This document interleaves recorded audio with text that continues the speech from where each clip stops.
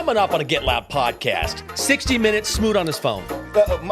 Listen, it happens sometimes. You got to talk and hear at the same time. We're going to talk about the NFC East. Why not talk about the NFC? Who's the king of the NFC East? That's a good question. Mark Schlereth is here, the former Redskin, going to talk all things NFL, particularly the Commanders, and once again, another banger game from Anna. And I'm going to talk about anglerfish. Good show. How you doing, guys? It is the Get Loud podcast presented by SeatGeek. Oh, man, the official primary ticketing partner of the Washington Commanders. Find tickets to Commanders games and more at SeatGeek. Fred Smoot. What up, Michael Jenkins? How you doing, my brother? What's happening? I'm good, man. Everything's good in the world right now. Besides, I got this little winter gut I got to get rid of. But, other than that, I'm all right. You look good. Do you like to put on a few pounds in the offseason? Well, the winter does it to you regardless if you want it to or not. Well, that is true. Like if you sit in the house or you turn into a couch man, you're going to put on weight. So, when the sun pokes his head out, I'm going to have to lose about 7 pounds, 10 pounds, I could lose that on my bike, ride my bike. That's what I like to do. See, since I'm going to be on vacation, what I got to do is I got to lose like 6 or 7 pounds for all the pina colada weight I'm going to put on. No, listen, deservedly, yes. You should put it on. Now I have to ask you this question. Sure. I know you're not, but I have to ask. Are you a guy that wears a shirt in the pool? No. All right. No. I had to make sure. Now on the beach, because look, I'm white as a sheet. Right, so I got to protect myself. Like I'm not going to be walking around for 2 hours on the beach shirtless. No shirt. And then all of a sudden, I can't move the next day because I'm so sunburned. But no, on the beach if I'm chilling, but then I'm like, all right, it's time to get out from under this umbrella. It's time to get in the ocean or hop in the pool, take the shirt off, get in. I just don't. The guys that wear shirts in the pool should be ashamed of themselves. That's all I'm saying. Because guess what? If you got a gut under that shirt, we know it. Let it out. Yeah, it's all right. Maybe just me numb to it because I'm used to being in the locker room, big guys, they don't care. I started to say, you used to a bunch of big guys who don't care. Yeah, they don't care. So I think no man should care. Put it like this. If you take enough time to say, I'm going to wear this shirt in the pool, you're overthinking it right then. Right. You're overthinking it right then. Let that gut out to play. And also, it's like, listen, don't let any other person judge you like that. No. It's your vacation. Go enjoy it. Everybody can't be the guy, the big buff guy at the pool. Yeah. When you make it to the pool, he doing push-ups and trying to get tight as he can get. Everybody don't need to be that. That ain't how life goes, but we're headed that way now. Oh, well, you're not wrong about that. Yeah. You got any trips coming up before we get into this? Actually, I'm planning my birthday trip now for April. Okay. I'm glad that's when the sun pokes his eyes out. I haven't figured out what island I'm going to, but best believe it's going to be somebody's island. I need the relaxation. It's like nothing like putting my feet in the hot sand. Oh, yeah. It really relaxes me. It just really relaxes me. Just all in the sand, just deep in the sand, just feet there. They be like, why are you just sitting there? I'm like, nothing like it in the world. Man, I just want to. I want to look at water. I want a pina colada in my hand with a little floater, little rum floater. Get a little extra in there, and I just want to sit and be like, I'm not doing anything. I'm just gonna sit. Let your mind just just black out. I'm not looking at my phone right now. I'm just staying right here. Listen, I leave my phone on purpose in the room when I go on vacation. I just do not. I do the same thing. I'll come back. When I'm looking at it, I'll check it. Right. But it's not a priority. Right, exactly. It's through. I'm not going to be a prisoner to you anymore. Yeah. Right? Sit right there, stay in this room while I go out. Now, do you sit on the resort or do you get off the resort and do this? Because I'll be diving off a waterfall. I'm that type guy. We like to have the balance, right? Because I don't want to be on the move the entire time because I'm really relaxed. But also, we're going to take, an 8-hour boat trip around the island where it's drink some food and go snorkeling a little bit, in the ocean. We're gonna hit a couple different beaches. Paraglide. I'd paraglide. Yeah. Haven't done that. Yeah. See, I in the Indiana Jones Jenkins, I take on the landscape. Okay. I like to get 4-wheelers. Yep. I ride a horse in the ocean. Yeah. You know how they walk you on the beach. Yeah. So I do stuff like that. I'm adventurous like that. I don't believe just going and sit down. I don't do that. Not overrated. The Eagles, Super Bowl champions. Can't take nothing from them. No. So if you're talking about the standard in the NFL for now, it's them. It's them. They are the standard. And I feel like I mean, it's the off season. Yeah. We got all sorts of stuff to talk about. We've already proven that. It's the top of the spot, and it's like, yes, we didn't need to go there, but okay. Yeah. So, would you take the jump with the Eagles repeating in the division? Because I'll tell you what, nobody has. Nobody has in 20 years. And this would open up the door for us. Right. Because we're the next threat. We're the next threat. The Cowboys are just... Sorry. No, they're not sorry. They have some athletes. They do. They're underperformers. They just in such a lackluster position. All right. Coach Schottenheimer, Marty, drafted me. Guess who was here? Brian Schottenheimer when I got here. I didn't know that. Now Schottenheimer is the head coach of the Cowboys, and nobody even smirked, clapped. It was just... Oh, okay. There's your guy. That has got to make you feel old. I mean, I'm old, but I'm like, Brian Schottenheimer's the head coach? He's the head coach of the Dallas Cowboys. That's crazy. All right, so they're going through what they're going through, and we know what's going on in New York. People are fighting to keep their job up there right now. We are set up to win this division. And if we win this division, which a Super Bowl champ is here, that says we are a Super Bowl contender. Yes. Right? So that's all I'm saying. And can they break the NFC East curse? I don't know. They got the roster to get it done. Yeah. But we've also saw them after the Super Bowl, things go south. Sure. So is there going to be look, it's always been competitive. There's always been rivalries in the NFCs. We know that. But now that our team is legitimate again, and we know it's going to be for the long term, can you see an intensity picking up with the Commanders and the Eagles? Because it feels like when you're talking about these two quarterbacks and these two cities being in such close proximity that we're going to see that for the next few years. No, I think everybody knows it. Yeah. Everybody feels it. We got the best two quarterbacks in the division. We got both very youthful teams. I think they seen this year, that's who we got to worry about. Yeah. That team right there that we end up playing 3 times a year. Right. That's the team that we need to worry about. That's the team with the young, exciting quarterback. That's the team with a number 1 wide receiver in Terry McLaurin. That's the team that's well coached. They are the legit threat. They was a threat during the season. They was a threat in the postseason. They are a threat. People see it. Yeah. They understand it. And like I say, we in ground zero. This year was ground zero.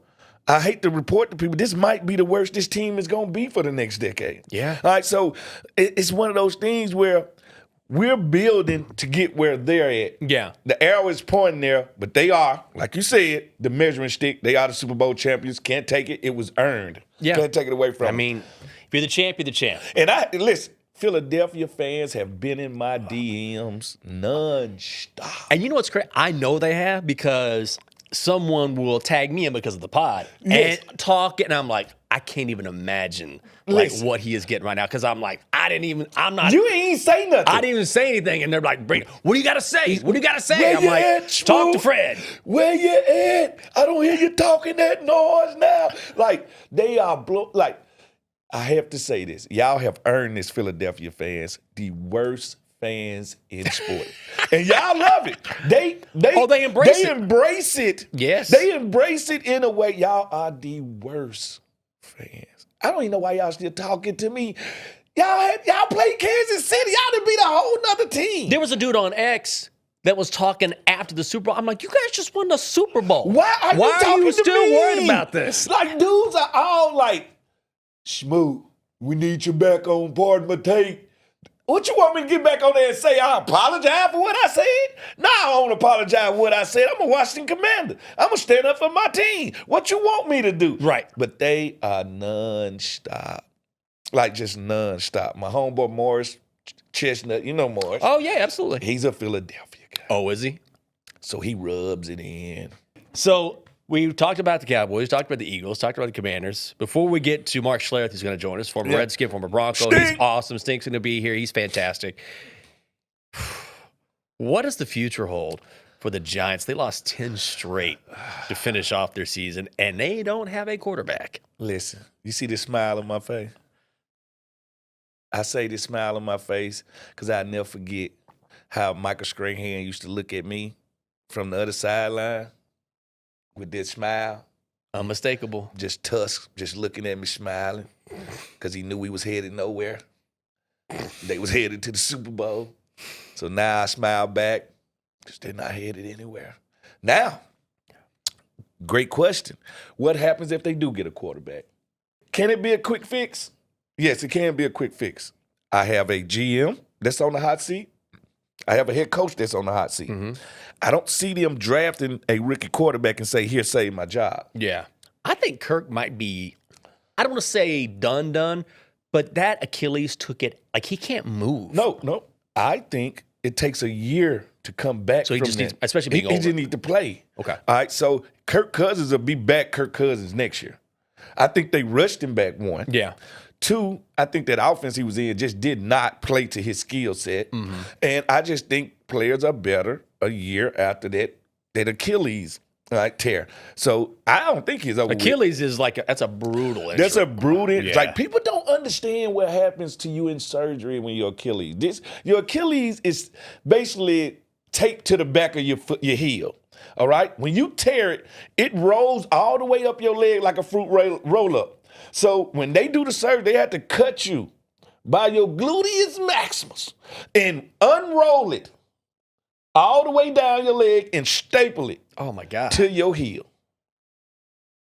That sounds terrible. Yeah. I've never heard it described in those terms. No, I'm just telling you, that's what happens in surgery. They literally have to unroll it. Like the medical journals say, like a fruit roll-up. Like a fruit roll-up.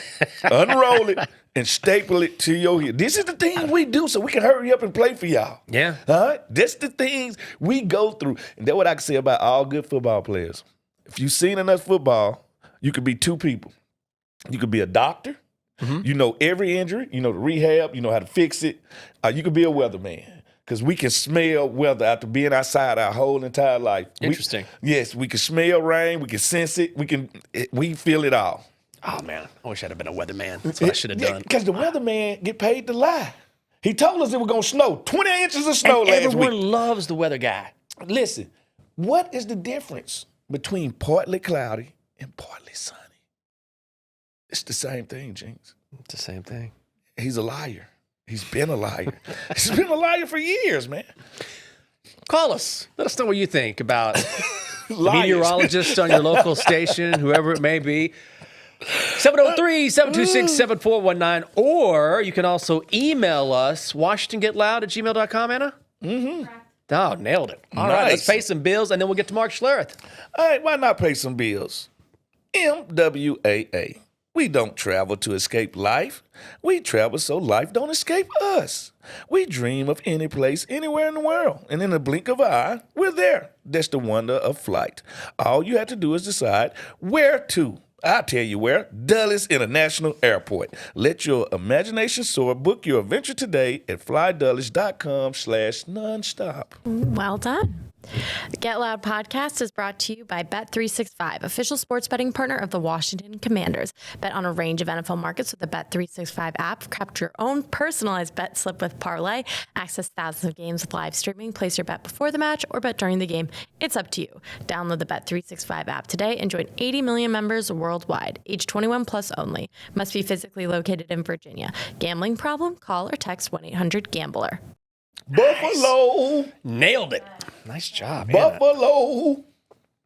Anna. Now, it's time to bring in one of the legends and a guy that knows the game better than anyone, Mark Schlereth. The guys, this is the last time we was winning when these guys was around.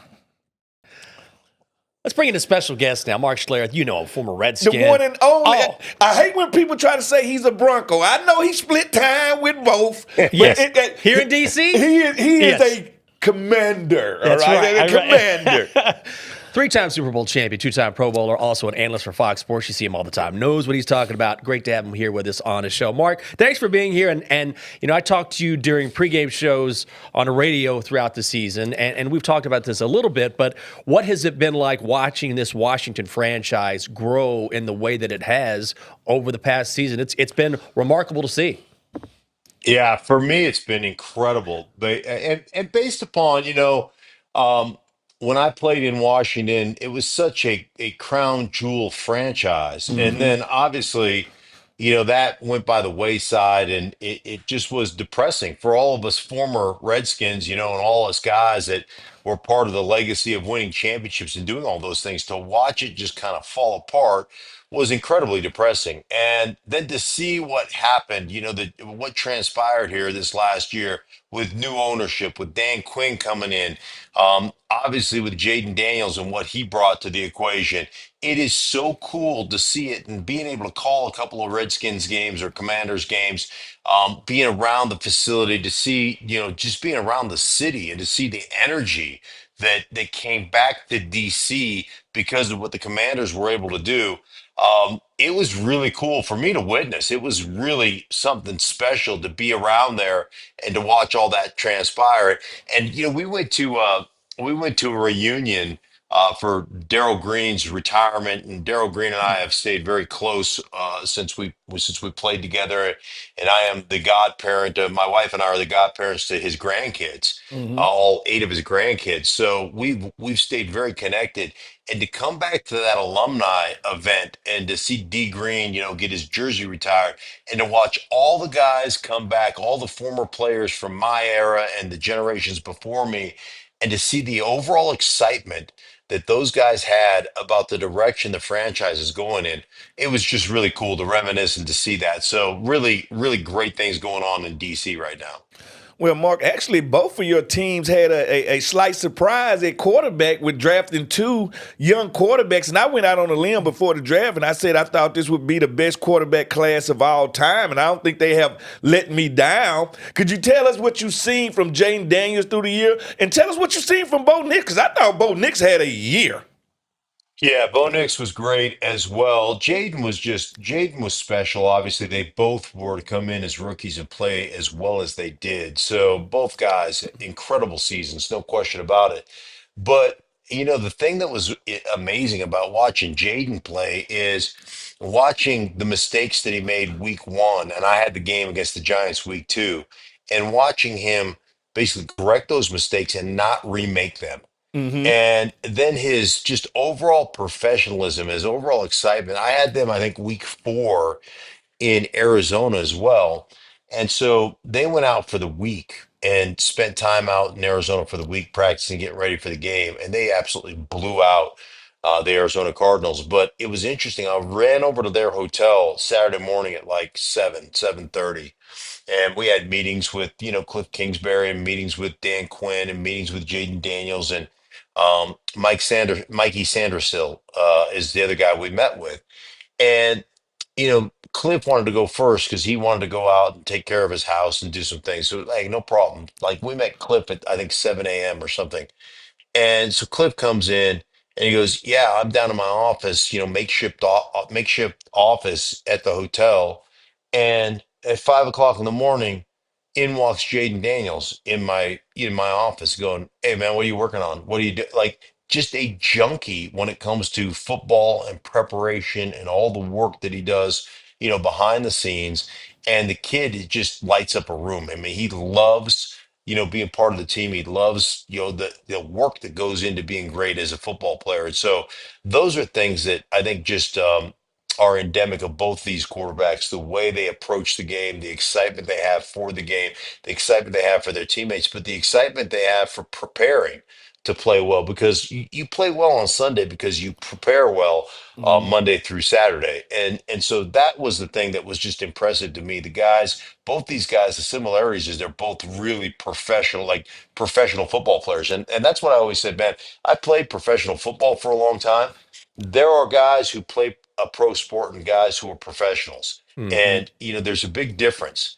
And those guys are professional freaking football players. And that's what impressed me most about both these young quarterbacks. And do you think that the NFL really saw that with these kids, what I call them COVID babies, because they did that extra year in college? Do you think the NFL is seeing that these guys that's coming out that then started 30 and 40 games in college are more NFL ready than a Mark Sanchez that started 1 year in college, and you bring him and throw him into the league? Do you think the NFL learned anything from that? Yeah, well, I mean, I think obviously if you can play, the more you can play in college, the better off you'll be, in your transition in the National Football League. But Do I think the NFL learned anything? No. Mm-hmm. Because you know how the NFL operates. You know, they'll look at talent, they'll look at arm talent, they'll look at athleticism, they look at all those things. And you know this as well as I do. Like athleticism and all those things are great. I always say, hey, athlete, like football is easy for football players. It's hard for athletes. Like you got to be a football player. Yep. And so, you know, the more you play, the better off you're going to be. But the bottom line is, especially when it comes to first round draft picks, the NFL will always fall in love with athleticism and talent. Mm-hmm. And that doesn't necessarily mean you can play. I played with a lot of guys over the course of my career that weren't the most talented athletes, but they were damn good football players. And you know, and it's I know it's a hard juxtaposition because I think the thing that makes it easy if you're an evaluator is it's easy to go, hey, look at the guy runs this fast, the guy jumps this high, the guy does this kind of change of direction, the guy had all these measurable things, and then you dump it in the coach's lap and go, hey, go make the guy a football player. And it's not necessarily how it works. So, but it's easy to take the onus off of you as an evaluator to say, hey, man, he checked every box. If he Mm-hmm. can't play, then it's your fault as a coach. Mark, for every, Jaden Daniels or Bo Nix, there's another rookie quarterback that comes into the NFL that needs more time to develop. And we were talking in a previous podcast about Bryce Young, looked good at the end of last season. Is the NFL giving these rookie quarterbacks enough time to develop? It's a very delicate balance there. Yeah, it really is. And you know, the only way you find out like what you're good at and what you can do is, I mean, ultimately the way you find out what you like, what you don't like, what you're good at, what you're not good at is by, doing it in a game and getting your ass kicked. And then you're like, I can't do that again. You know, Yeah. that's a bad way, that's a Mm-hmm. bad approach, or whatever, what that's a bad technique for me, or I'm not capable of operating that way. And so you learn through trial and error, what you're good at, what you're not good at. And then I think there's so much, you put so much pressure on yourself as a competitor when you come into this level. You want to be good right off the bat. Um, and I think, there is a learning curve involved in that. And then there's just some guys that excel under that kind of pressure, that play well under that kind of pressure, that pressure brings out the best of them in them. And then there are some guys that don't perform well in that. And so you just never know how a guy's going to actually play when he gets to this level. So it is one of those trial and errors. And having done some Bryce's games and having talked to him, as a rookie, doing a game as a rookie, as a second year player, I did his first game against the New Orleans Saints, and there were times during the course of that game I was thinking to myself, "Are you sure you're right-handed? Like this is as bad as I've ever seen anybody play the Hmm. game." And then to do some games toward the end of the season where he gained some confidence and they used him more, athletically and got him out of the pocket and got him some things that were a little bit easier for him to comprehend, and really started to understand what he is like. It's hard to be a great, effective middle of the football field thrower when you're literally 5'10". Like there's some Mm-hmm. sight lines that get taken away from you. And then to figure out, okay, what is he best at? What can he operate in? And can we put him in more of those situations? And so to watch his growth process, the other thing is that kid never crumbled. And like it's really hard to remain confident when you are getting torched. Yeah. And we've all been there. Like it's every guy that's ever played this game has gone through a stretch where he's just like you're questioning whether you can play at this level, like you're Mm-hmm. questioning what you're doing, your technique, all those things.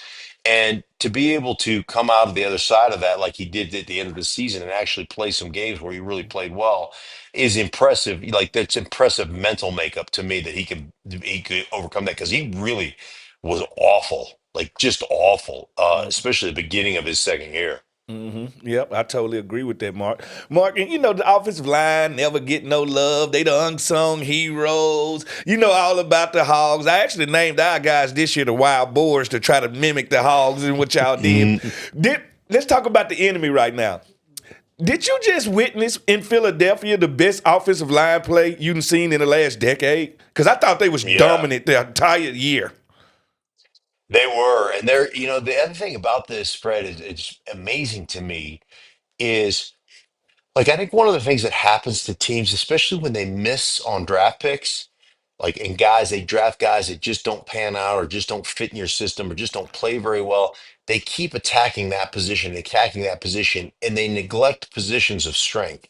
and eventually those positions of strength end up becoming Weakness. weaknesses. Mm-hmm. And one thing about the Philadelphia Eagles is they have continued to build along that offensive line. They had Jason Kelsey, one of the best centers in all of football, and they decided to draft Cam Jurgens in the second round anyhow. Mm-hmm. And then they played him at guard a little bit, and then he transitioned back over when Jason Kelsey finally retired to center. And the kid can flat out, he's a Pro Bowl player.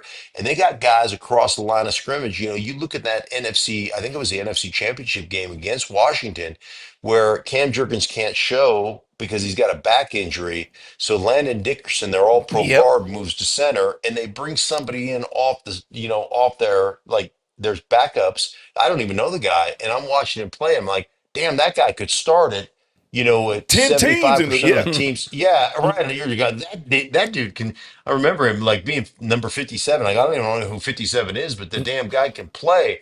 And then, then Landon Dickerson gets hurt, and then Cam Jurgens comes back in and plays center, and they don't miss a beat in that game. And I'm just like, damn. And that's against a really good defensive front in Washington. So, like, they've done that offensive line wise, defensive line wise. And it really goes to show you, too, like when you can control the line of scrimmage in the National Football League, you got a chance to win a lot of football games. And Philadelphia probably does it better than anybody else in football. And if you in the Jets front office, you drafted Mekhi Becton, you watched him show you I'm not able to play in space and play tackle, and why not move him to guard and make him one of the most mammoth guards in the NFL like Philadelphia did? Like, if you're the Jets, you got to be losing your mind right now. Yeah, it's funny. You remember a guy by the name of Leonard Davis who played offensive Yeah, line? yeah, he's my classmate. We came out together. Okay, so Leonard, this funny story. So Leonard was playing offensive tackle for the Arizona Cardinals when he came out, and he was getting, run like a turnstile. Yep. And I was very critical of his play. And I was at a Super Bowl event, and here comes big 6'8", 360-pound Leonard Davis stomping across the room, and he's making a beeline for me. And I was like, oh no. I go, I'm fixing to get my ass kicked, right? I was like, this is not going to be good. And so to his credit, he goes, hey man, you've been very critical of my game. I understand why.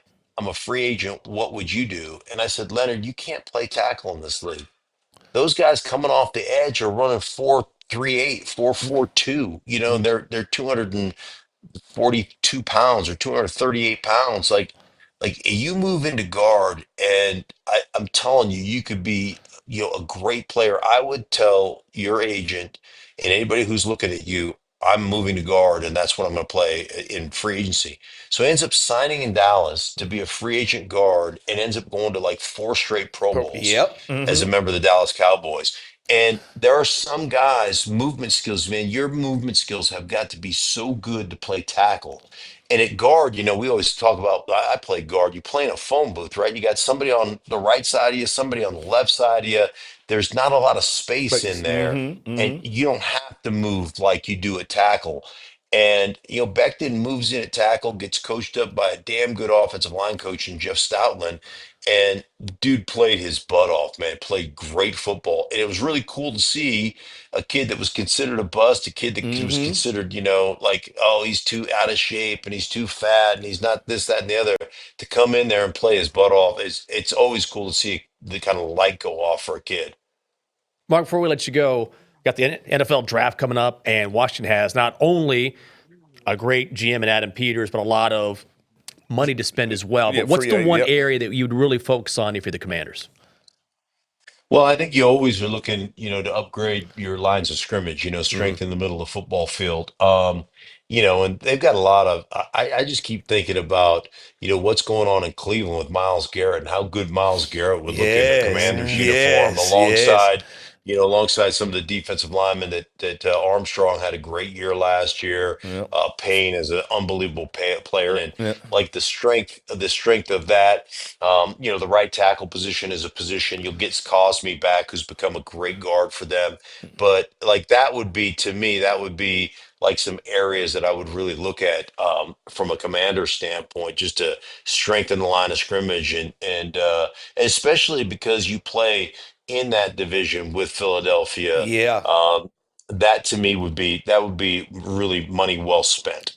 Yeah, I second that motion, Mark, because I said the measuring stick is Philadelphia, and they showed us where we at right now, and they are beating us in trench warfare right now, and I think that's what we have to address. I'm with you on that one, Stink. Yeah, no question about it.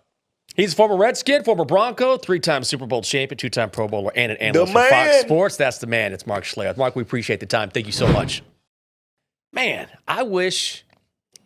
Do I need to start again? You seem real bored with what I'm talking about right now. No. That was a yawn of greatness. Oh, of greatness. Yes. I felt greatness coming. So Okay. Good. Okay, I just want to make sure. Yeah. We got a game of Take It or Leave It coming, and it's going to join us for that. Before that, let's pay some bills, and I want to tell you about SeatGeek. Commanders fans, the season is over, but a new season is upon us. Won't be long, and SeatGeek is always here to help you experience all the action, to make it so easy to find tickets. You can be a part of every single first down, touchdown celebration, doesn't matter. Or whether you want to buy or sell tickets to any event in the DMV, including Commanders games, you can do it. SeatGeek is the place, the official primary ticketing partner of the Washington Commanders. The most disruptive idea in ticketing is a ticket that works. Expect the expected. SeatGeek. Time to play Take It or Leave It. This is when Anna guides us through the most important questions of the day. All right. Oh, yeah. All right. Take it or leave it. Washington will lead the division next year. Well, we talked about it earlier. Nobody has won this division back-to-back for 25 years. That's right. 25 years. Why would the trend stop now? Yeah. All right. Variables, injuries, change of coaching staffs, all kind of variables. Yes, I say Washington could be the lead dog. I take it. It's hard to pick against the Eagles, but listen, we've said this for 2 decades. Yeah. This division always finds a new winner each and every year. Why not us? The Eagles had their time, and they're still going to be very good, but that doesn't necessarily mean they're going to win the division. And just because you don't win the division don't mean you don't go to the playoffs, because we went to the playoffs this year. Exactly. So it's not to say, oh, they're going to fall out of playoff contention, but let's go Commanders. Yeah, I'll take it. Yeah. All right. Jaden Daniels will set new personal records this season. Most definitely take it, because even though how good he was this year, I feel like he's going to be even better next year. I look for him to pass the ball for more yards than he did this year. I look for his running to go down a little bit, but I look for his passing to skyrocket. And especially if we get another running mate for Terry and all this type stuff, yes, I can see his stats, because even though he had a very good year, I can see him being better next year. Yeah, I agree. Just because of his work ethic, which is unparalleled. We hear about that every single time we talk about Jaden Daniels, which is one of the reasons why he had such a spectacular rookie season. The team around him is going to be better. Is going to be so much better, and even the young guys like Ben Sinnott or Luke McCaffrey, like those guys are going to be better and have an extra year of experience. So I know it's a high bar, but that guy, all he does is jump over the high bar. Well, so most definitely. I'm taking it. Washington will have over 17 takeaways next season. I say yes. Second year in Joe Witt's defense. All right, so we play faster when we've been playing in the defense longer and longer. I don't feel like we took the ball away a lot during the regular season. We started to really take it away during the playoffs. So that was showing you that they now are starting to understand this defense. 17 takeaways, easy. I go out on a limb and say we'll have 17 takeaways. That's all interceptions. Right? That ain't even count for fumbles and fumble recoveries. I believe we're going to have 17 plus interceptions. Oh, man. That's a high bar. But no, I'm with you, man. This team can absolutely. And again, this is going to be the most exciting thing about this franchise right now is that you've got a guy who knows what he's doing in draft, and Adam Peters who knows how to work the draft, and you've got so much cap space. This roster, this team is going to look completely different. Sure, there'll be some mainstays, but compared to most teams, there's going to be so much turnover because of the money that this team has to spend. Yeah. So that means getting better on both sides of the ball. I think that means more turnovers. Yeah, I'm 17. taking it. Yeah, I take that. All right. The most difficult opponent that is not in the division, well, the NFC East division, next season will be the Minnesota Vikings. I was a Viking for a while. Oh, yeah, that's right. The question is J.J. McCarthy, can he bring what Sam Darnold brought to them? And nobody would have thought I'd been asking that question a year ago. So this is about J.J. because the roster is intact. Offensive line, very good offensive line. Receiving core, very good receiving core. Defense is on lock. I feel like they could be, but I think it's a harder team in their division. I feel like Detroit Lions is the best team in the NFC North. And I believe when they're healthy, that they're the best roster. So I would say no, I don't agree. I believe it's the Detroit Lions. I would leave it. Don't the Commanders play the Chiefs next year? Yeah, we do. That's correct. Yeah. I mean, the Chiefs, look, you can say what you want about their Super Bowl performance. It's still the Chiefs. It's still Patrick Mahomes. They still won the AFC. And until proven otherwise, this is one of the class teams in the NFL, always will be, as long as you got Reed and Mahomes. So I'm going to leave it. Chiefs alone. Also, I've talked about how I really like the Chargers a lot. Yeah. Not on the Chiefs level, but the AFC West is going to be no joke next year with those head coaches. But I'm going to leave it. I say it's the Chiefs. Yeah, all right. Yeah, fans, if you want to chime in, 703-726-7419. Don't forget to share your takes with us. Next one. Washington will have a better record than the 2024 season, 12-5. That's a hard one. That's a hard one right there, because just because the record ain't that good don't mean you didn't have a season just as good. Yeah. That's just going to be hard. I'm going to stay and say they matched the record. Okay. I'm going to say they matched the record. Not a loss over, not a loss under. What do you think, Jenks? I'm going to leave it just because I think if there's a drop down, it'll match, or maybe they drop to 11-6. Just because, look, they won a game on a Hail Mary. That's how games happen. And games do happen, but also there was last second win, which is incredible, but also not necessarily sustainable. But they also showed you we can win either way. We can go blow people out by 40. Yes. We can win with 10 seconds left on the clock. We can win when we aren't supposed to be winning.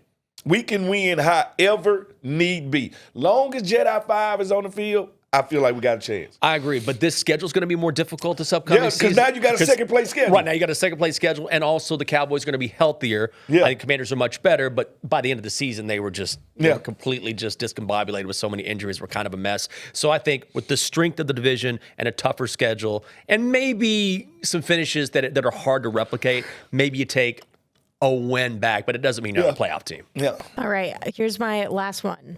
The NFC North is the scariest division in the NFL right now. You know what? I say it's the NFC East.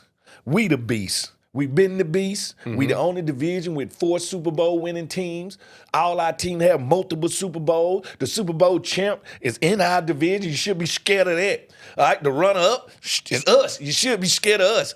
Jinx just told you, Dallas will be back next year. They will. All right? And also, look, historically between the Giants and Commanders, it's a divisional game. Those games are always tough. So I'm going to say Minnesota comes back down to earth a little bit.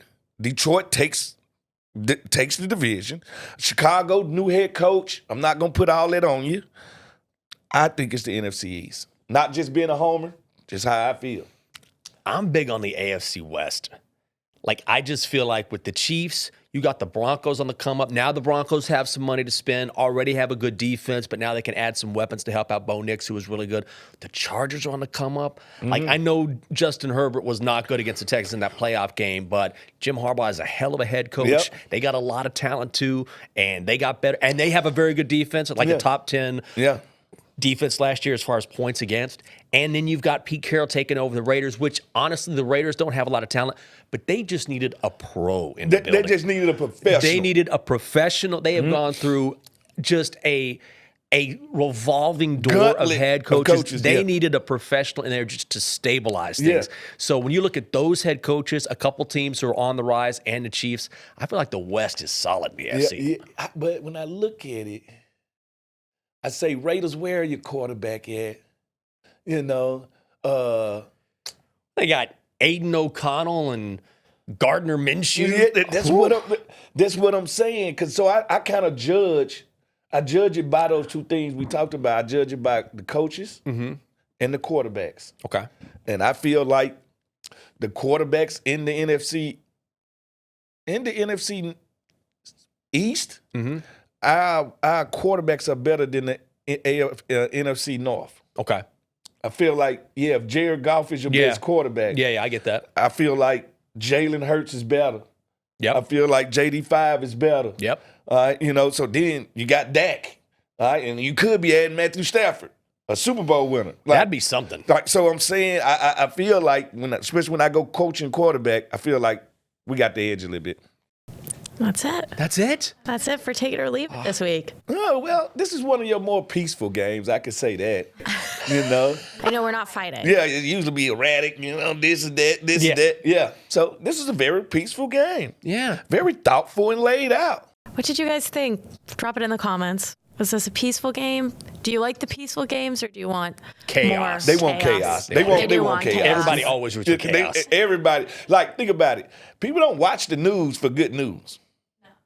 They watch it for chaos. Yeah. Yeah, the regular everyday news. Yeah. They watch it for chaos. That's why I don't watch it. I don't want the It'll bring you down. You watch it too much. I don't want the negativity in my life. Yeah. I like to smile. Do you want to throw anything out? I mean, normally we have some time here. Yeah. Do you want any nugget that you stumbled upon this week? Any story that you learned about? Oh, listen, I did. I thought you might. Did y'all know this about the what's the name fish? Is this the fish that everybody's been talking about on TikTok? Oh, the doomsday fish. The doomsday fish coming to the light? No, this is not the doomsday Okay. fish. This is an angel fish, I think. Did you know when this fish has a child, the mother and the father, all right, this is what it says, totally, an anglerfish. When a male and female anglerfish mate, they melt into each other and share each other's body forever. All right? The deep sea is so vast that if a male finds a female, he latches on to her, fuses to her, losing his eyes, his internal organs, until the two fish become one. That's love. There's love. There's more than love That's right more there. than love. Like, I'm giving my life to be with you. Yeah. Like, just hand it over. Just hand it over. Also, do y'all know this about starfish? When they eat something, their stomach comes out of their body, consumes it, and then comes back into it. Oh, I did not know that. Well, yeah. The more you know. Take that to Mr. Rogers' neighborhood. Thanks for being with us here on the Get Loud Podcast. Also, leave us what you think in the comments. Tell us what you think about the games. Also, leave us a voicemail, 703-726-7419, or watch to Get Loud at gmail.com if you prefer the electronic mail. The views and opinions expressed by our podcast guests and or hosts are their own and do not necessarily reflect the views or positions of the Washington Commanders or any of their representatives.